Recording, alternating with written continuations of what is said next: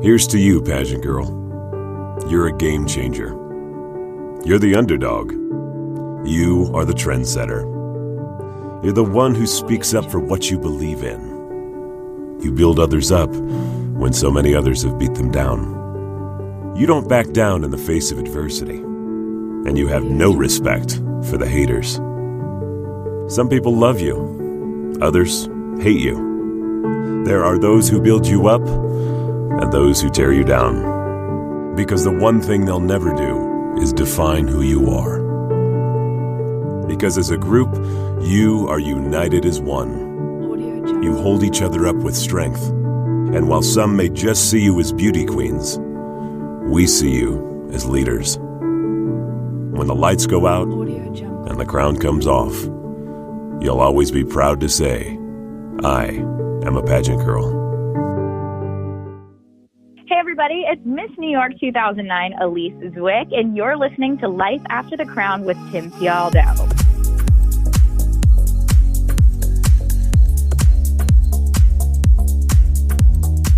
Hey everybody, welcome to the Life After the Crown podcast, where each episode I bring you interviews with former pageant contestants, title holders, and women of influence who are now succeeding across many different industries in the real world. My name is Tim Tialdo, TV and pageant host, entrepreneur, author, and somebody who just wants to help you become better. Now, if you're wondering what life looks like after pageants, the advice, the stories, and the interviews that you hear on this podcast will not only inspire you, but help make your transition from pageants to professional life a bit easier to handle. So if this is your first time listening, thanks for tuning in. We're glad you're with us. Let's get started. My guest today is an actress and on-air news anchor, reporter, and host in New York City. She won the title of Miss New York 2009 as Miss Westchester County for the Miss America organization. And at the 2010 Miss America pageant, she was the preliminary winner of the Lifestyle and Fitness Award, also known as the swimsuit competition. She can be seen daily on-air reporting news and traffic for NY1 News on Spectrum in New York City, as well as the annual Veterans Day Parade on Pix 11 News. In 2015, she became the game day host for the NHL's New York Islanders at the Barclays Center in Brooklyn. How cool is that? And you can catch her at every home game. She is also a former dancer for the NFL's New York Jets flight crew Cheerleaders, and she is well known for her advocacy work in the war veterans community, inspired by her grandfather, a decorated World War II veteran. Alyse Zwick, thanks for taking the time out of your busy schedule to be on the podcast today. Welcome. Thank you so much for having me. I'm excited. Yeah, no, me too. You've got a decorated resume, and there are a lot of great highlights that I certainly want to get into there. But I'd love to talk about your pageant journey first. And it sounds like your love for an audience all started at 1 year old. As I read that you apparently booked your first national commercial for Downy detergent at 1. How did that happen? So that's correct. My mom was actually an actress. We did a lot of print and commercials together, and I started auditioning. She went in for the role of the mother, and she didn't have anyone to babysit me, so she took me along, and they booked me. So did you have to do anything at 1, or were you just kind of like, I just sit there and do my thing? I was just sitting there, and then they CG'd in the little bear or whatever, the Downy bear, and that was it. So when did pageants become part of your life? I mean, at what age did you discover pageantry, I guess, and just the thoughts of maybe I want to get on a stage one day? My mom was Miss Rockland in 1969. She was also first runner-up to Miss New York. So my grandfather adored pageants. My mom adored pageants. My family loved pageants. And I'm actually from the shore, so my grandfather always loved Atlantic City and the Miss America pageant. So he, I guess it's always just been a part of our family. But I didn't get into pageants till I was 18. I did a beauty competition in Atlanta, and it was more just wear a gown, walk on the stage, and that was it. And then when I moved to New York, or came back to New York, rather, I decided to start competing, and I was first runner-up to Miss New York. Lee Taylor Smith had won that year, and then the next year I won. Well, Miss New York, certainly not an easy title to win, and of course you followed in the footsteps of your good friend Candice Pelletier, who I believe was 2006 winner. Yeah, we had her on last year. So can you talk about, where that journey really started for the Miss New York title at 18? I mean, was there one thing that kind of inspired you to want to go do it? I love ballet. Ballet was my dream, my lifelong goal. I wanted to be in a ballet company. And, I started dancing a little later than most ballerinas. So it was always something for me that I, wanted to do. And then I thought, this is a great stage. I'm going to school. I would love the scholarship and I love to dance. So let me work towards that, and like I said, my family loved pageants and I knew it was a great scholarship program and I knew that I had the chance to perform. Plus, my grandfather was a World War II veteran, so I was very big in volunteering with him in the war veterans community. And I was like, you know what? I remember sitting down, reading an article about him and his service, and my aunt and I were like, this is the platform that I'm going to choose and that I'm going to go in that direction. And then it kind of just all evolved from there.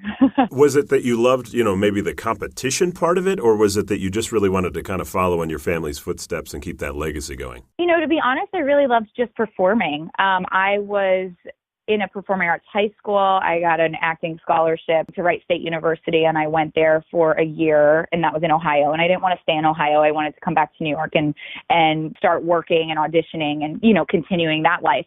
So I think for me, the first thing was, this is so exciting. I can perform on a stage, so and like I said, in Atlanta, I was used to performing and doing competitions. And I thought, you know what? Let me dance, and this will be a lot of fun. Yeah, well, I mean, dancing must have really paid off because, you win Miss New York. Obviously, you go to Miss America. You obviously stay in great shape through ballet, I would guess. You go and win the swimsuit competition, which they, had renamed the Lifestyle and Fitness Award. Were you excited about that part of it more than any other? Because there's obviously different parts of the competition. Was the swimsuit the one that really excited you? I think eventually. I think I was just excited to be a part of the whole organization when I started. My family certainly was. My grandfather was ecstatic about me being involved, and my mom,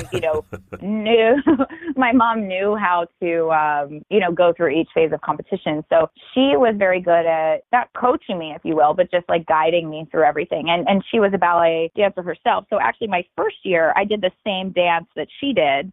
And it was on point as well. And I did the same choreography and everything. But I loved all aspects of the competition, I have to say. I really enjoyed being on stage. I loved opening numbers. I just loved being able to perform. And then once I learned that I could use that spotlight of myself to help other people, I was like, now this is cool.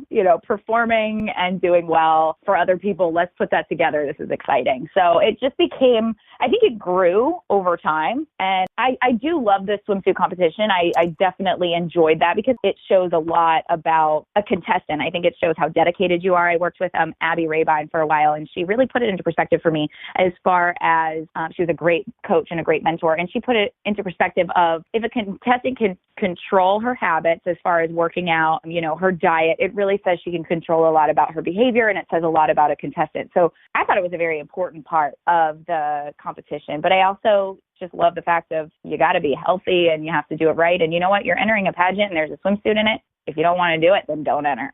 Well, and that's what I hear a lot of people talk about, is that healthy part that you speak of is, going in and, being able to stand in front in a swimsuit in front of millions of people, it takes a lot of confidence to do. And also it forces you to stay in great shape. So as someone who did win the swimsuit competition or lifestyle and fitness or whatever we want to call it, to see them now take that away, what are your thoughts on the decision? I was sad to see that. I mean, like I said, I love the fitness world. And of course, my background being in ballet, it was always a part of my life. When I'm not working out, when I'm not focusing on, being very healthy, it actually makes me feel uncomfortable.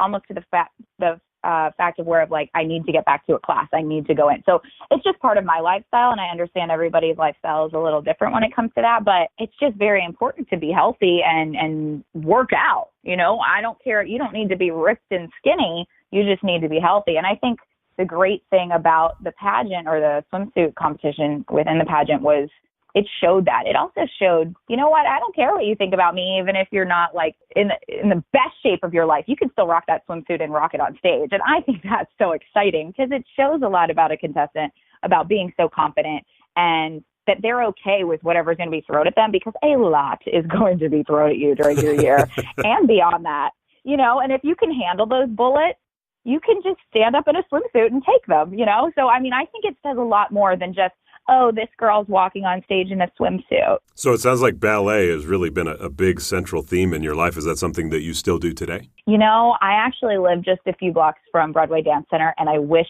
I was in classes more often. I haven't taken a class in a while. I do like to go to bar classes, fitness bar classes throughout the city, and they have like a ballet style within their fitness routine, so I enjoyed that. But I do miss my pointe shoes, and, you know, every month I'm like, I need to throw them on and go to class. Do I? No, but I should. So after pageants are done, you become a professional cheerleader and dancer for the New York Jets. Now, that's a popular job for people in the pageant world. You know, you get a lot of girls who go to the national pageants who you see are a professional cheerleader for either an NFL team or maybe an NBA dancer or even an NHL team. What advice would you have for girls who want to get into professional dancing or cheerleading? Yeah, I mean, it was an amazing time for me. I would say if that's something you want, it's like a pageant. You go full force, you focus on it. It does take up your life. You know, you're dedicated to the season. You really can't do anything else. And that's okay because it's a part of your life at a certain time. And I'm so grateful that I did that. I mean, I have some of my best friends from the team. We went blood, sweat, and tears together, you know, through rehearsals, through game days. And those are probably the most exciting times that I had with them as being on the team. And I loved the discipline. I loved football. I mean, I grew up watching football around sports. And, actually, my first time that I ever wanted to be a part of a team, I was in middle school and I went to the Atlanta Hawks game and I was like, oh, I want to do what those girls do. So I actually auditioned for the Knicks when I was here. I got pretty close to the team. The night before they announced the team, I was cut. So like NBA, dance teams, NFL teams, like I've always been around sports. I love it. And then if I could couple my love for sports with dancing, it was amazing. Then I got to the point where the workouts were so tough. The choreography was just like wearing me down. I'm like, you know what? I can't do this for the rest of my life. So how am I going to segue all of that into, you know, the next step in my path? But I am so grateful because it was a blast and it was a dream, you know, it was a bucket list dream. And I have to say when I look back now, I'm very grateful to have been Miss New York, to have been on the New York Jets, a part of the team. And you know, those are all things that I wanted, and I did them, and it was pretty incredible to be a part of that. Now, you mentioned you were from the Jersey Shore, but you grew up in Atlanta, Georgia. Yeah. How did you end up going from Atlanta to New York? My dad was relocated where he was born down the shore. My mom was from the shore as well. Well, actually, she was born in Slovakia, but they lived in the city and then moved down to the Jersey Shore. But I was born there. Dad was relocated to Atlanta for work and grew up there. And then I came back because I wanted to audition. I wanted to perform. Originally, I was focused on musical theater and acting and theater. And then, honestly, when I won the pageant, it changed my entire career path to news because, actually, more so hosting. And I was like, ooh, it's a lot of fun to be myself. Let me continue this journey. And so I started that and I really enjoyed that. And then it was really great to tell other people's stories and, you know, be in the newsroom. It's exhilarating. It's very exciting. And I love that world. And I've been very grateful. You know, I don't have a journalism background, but I've definitely have a different journey. And I've learned a lot from my colleagues and my boss in the newsroom. And I'm very grateful for my station for that and everyone that I've kind of met along the way. And I do have to say that Miss New York and Miss America really changed that career path for me, and it's very cool. Well, let's talk about how you got into it, because obviously TV right now it's your daily life. I mean, it's what you do, it's who you are.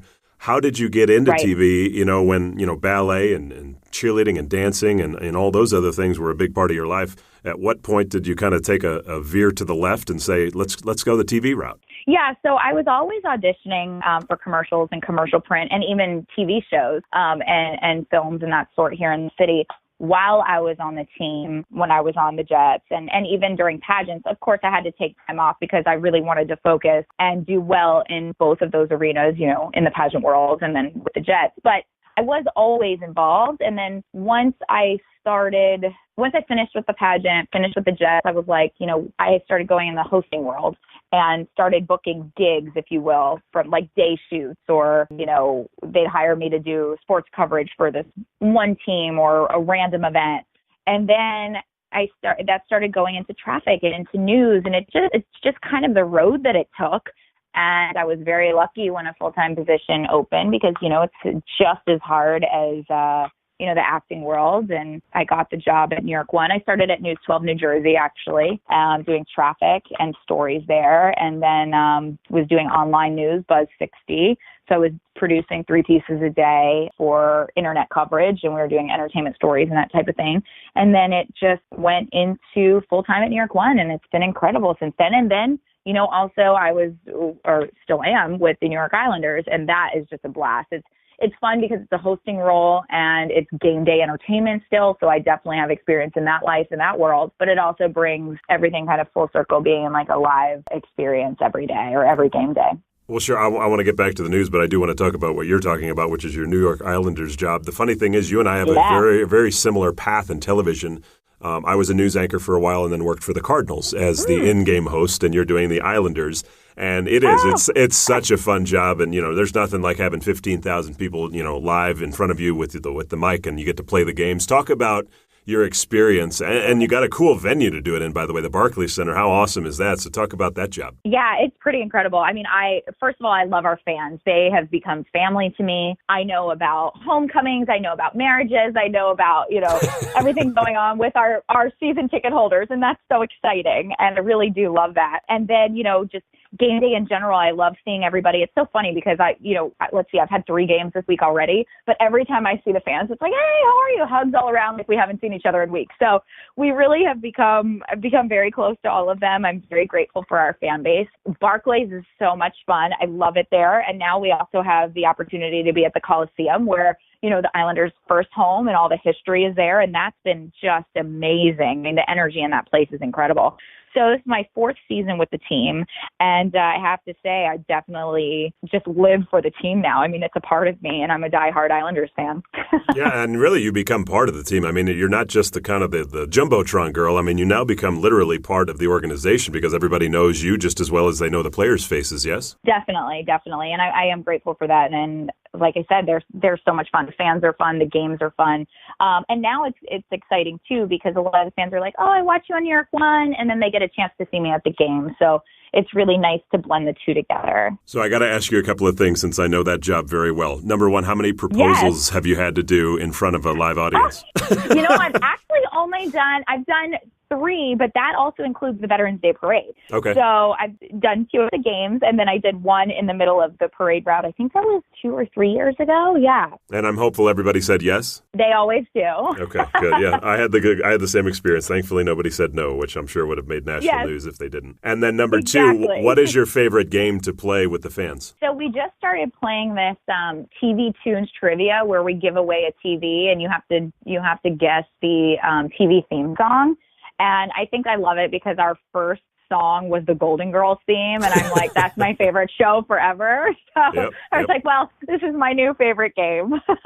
Yeah, those are fun games to play and certainly always get a great reation from the audience. So that's cool that you get to do that. So let's talk about your news career. You mentioned you were New Jersey News 12 and then went to NY1. Now, look, I mean, for anybody that's in television that's listening, I mean, they know that a lot of times the journey up the markets can be rather difficult and challenging and time-consuming. Here you are, number 1 market in the country, pretty much early in your career. That's a huge step. Congratulations on that. Thank you. And it's such a great step. It was also one of the biggest challenges because I wasn't willing to leave New York. It made it difficult being green, in the beginning and not having a journalism background. It made it hard finding a job here. And however, then I got lucky going to News 12 New Jersey because it was a local station. It's still close to the number 1 market. It's just kind of funny how everything worked out, but I will say it was a lot of upset about not getting jobs. Which one am I going to get next? How am I going to make this work? And then you just got to keep fighting through it and just get that thick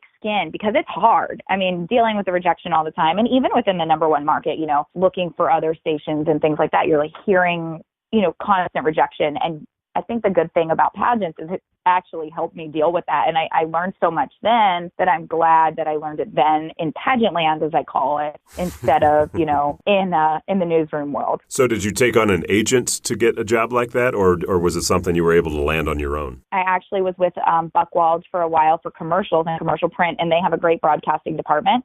So I was with them to start, and then I went over to Seth Myeri, who's amazing, and he's a friend, like a manager, really, and I talk to him every day about life and goals and career and personal life, and so we've become just really good friends, too, and I'm grateful for that, to have people supporting me. But yeah, a lot of it is, looking to what I can do myself too, and he and I collaborating and, his contacts. And it's a grind, it really is. It's not just like you're waiting for those phone calls, because if you're waiting for that, it's not going to happen. Like, you need to get out there and hustle and do it yourself, and also have someone working on your behalf and working in a collaborative effort. Well, do me a favor, take everybody behind the scenes, if you will, when you were applying for the NY1 job. So you obviously go through an audition, and then you also go through the interview process with a news director or general manager or whatnot. Can you kind of take us through what that process was like for you? Yeah. So, I actually did an audition for New York One, which was interesting. I thought I would. The first day I went in, I was expecting to be on camera, but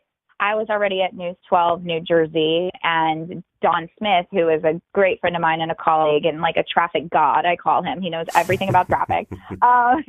He works over there at News 12, New Jersey, but he also used to work at New York One, and he was a fill-in traffic reporter. So because he trained me and because I came from News 12, New Jersey, rather, my boss really, I think, trusted in him because he did such a wonderful job. And, of course, she saw my tape, and we had a great interview, and it just kind of clicked. And she was like, when can you start? So I got very lucky in that sense. I was the fill-in first there for 2 years, and then I got the full-time job. I want you to take me through that process and kind of apply it to what you learned in pageants, because a lot of girls will ask, is what I'm learning by doing pageants going to help me in the professional world? Did you apply any of what you had learned to kind of that process of getting to where you're at right now? Oh, absolutely. I mean, I think one, dealing with the rejection part of everything, but then two, interview skills and being in front of the cameras and being in front of people. There are so many skills that you learn in pageants that cross over into the real world.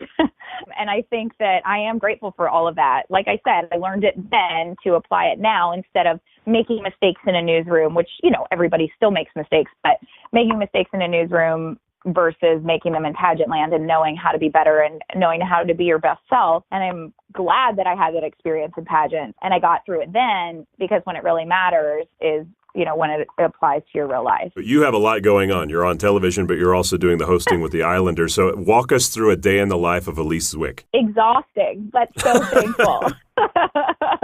So let's see. So this morning I'm taking care of the puppy. He's currently chewing a bone in my lap. It was an early morning, a workout, then getting ready for game day. I actually packed last night. I'm heading out to the Coliseum shortly. Got a game tonight, so I'll be there till about 9:30. I car back to the city till about, and then I'll get here like 10:30.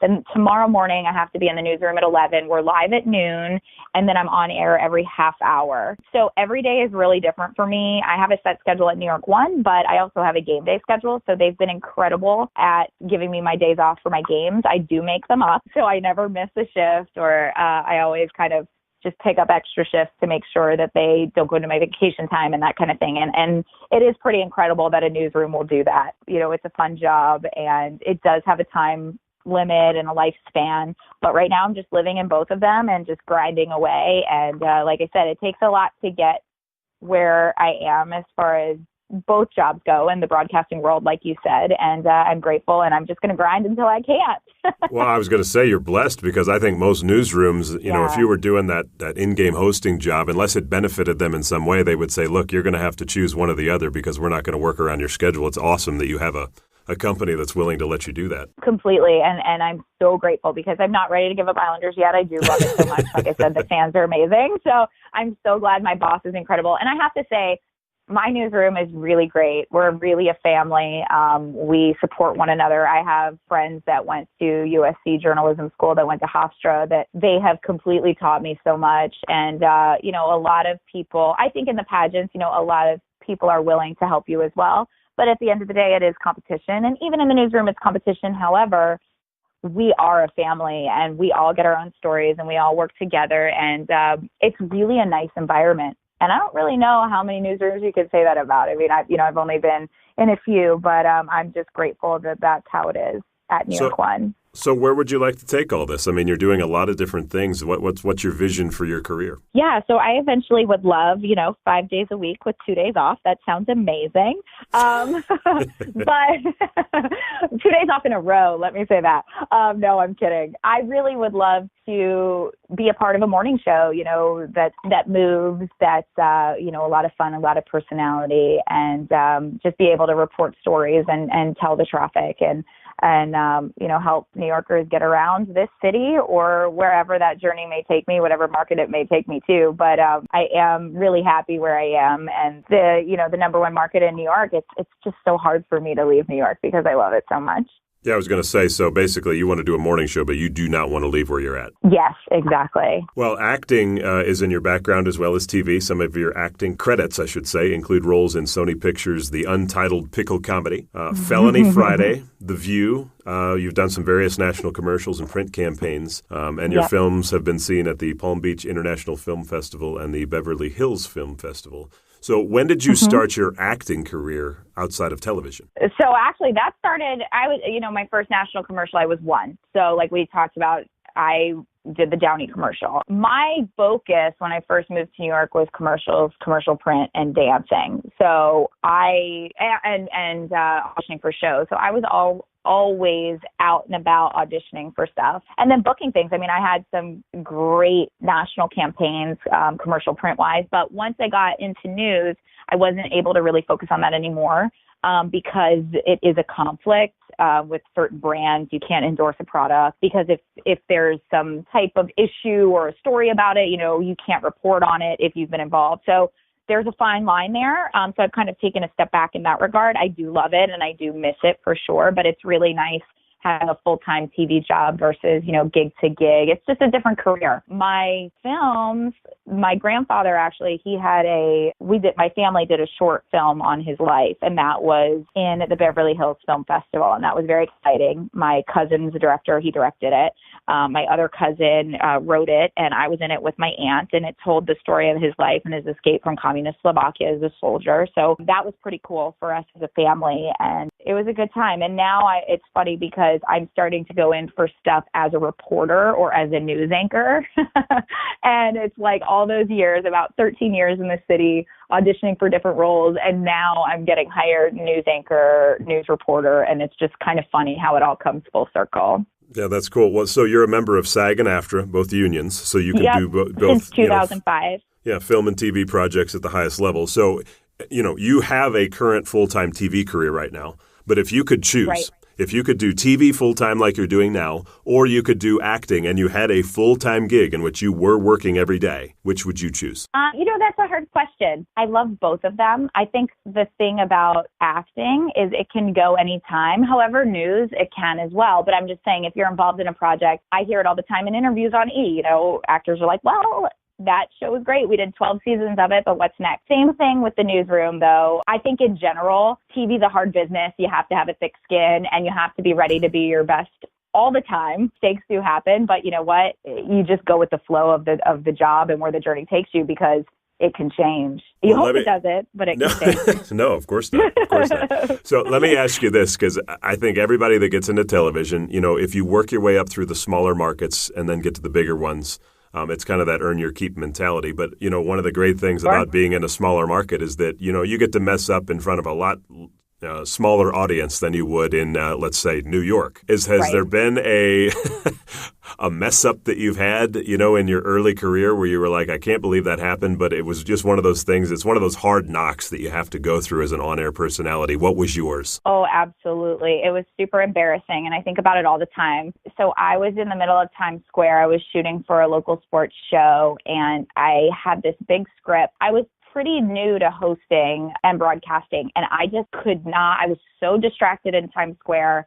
I was nervous, and I just could not pay attention. I couldn't focus. I completely forgot what I was supposed to say. It just was bad. I was in my head. I got in my own way, and I was like, Alyse, get it together, focus, do what you can. But it was very distracting. And I think if you're not used to that situation, it just takes situations like that to get through to tell yourself, you know what, I can do this. It's okay. I've got this. But until you're doing it consistently, it's hard to put those nerves aside and just do it. However, I mean, I guess for me, it was hard. I'm very critical and very tough on myself. And that's one of the things I think that the Islanders has helped me with is like, you're live all the time and you just have to do it. I've literally had shots where my camera guy and Mark and I will just look at each other and go, wow, that didn't make any sense. And then you just move on. At that point in my career, I wasn't ready to just move on. You know, I would go, oh my God, I can't believe I did that. And then I just get so messed up in my head. But I think you have to have that and you have to go through it. That's a part of being green. Well, and it's great that you say that because I had I think probably the same type of experience with, that in-game hosting. When you are in front of that live audience, so, it's one thing to be in front of a camera and you know that maybe, a million people are watching, but you're looking at a camera. Right. When you are live, one camera. If you mess up and somebody's laughing at you or if they're, saying something to somebody or they're, trying to, distract you, I mean, that's real. You can't get away from that. And being in that environment every day and experiencing that, it made a huge difference in my ability to get on camera and just the confidence that I'm able to deliver with. So it sounds like that very thing helped you overcome what you went through in Times Square. Absolutely, absolutely. And I think about that often. And I don't even know if I talked to my agent about it at the time. But I think the client didn't respond to him. And he was like, what happened? I was like, everything was fine. It was fine. And, it is what it is. But luckily, like I said, it was just one day. It was a good learning experience. But I had to get through things like that to know and prove to myself that I could do it. Even with pageants, I had to prove to myself I could do it. Once, like I said, I was first runner-up. And then the next year I said, you know what, I got this. I know what to expect. I can do this. So was On-Stage Question hard for you in 2009? I don't really remember the on-stage question at the time. I know my interview prep was insane. I was living with a coach. I was doing panels almost every day. Like I said, I really dedicated my life to making sure I did everything I could. I had one chance, and I wanted to be the best I could. So I think when I won Miss New York, I made a big joke because I do remember this. The question was, what can women learn from men? And I had no answer. I sat back, slapped my leg, and looked completely flabbergasted, I had no clue what to say. And then I made some joke, answered the question, and that was that. But I remember running backstage and going, oh, my God, I just lost. And then everybody in the audience later said that was the moment they went, oh, my God, she just won. I love it. Well, hey, the last thing I want to talk about, and I know this is very special to your heart. You are the official spokesperson for the United War Veterans Council in New York City. I understand that you've worked alongside some congressmen to help improve the quality of life for service members and their families.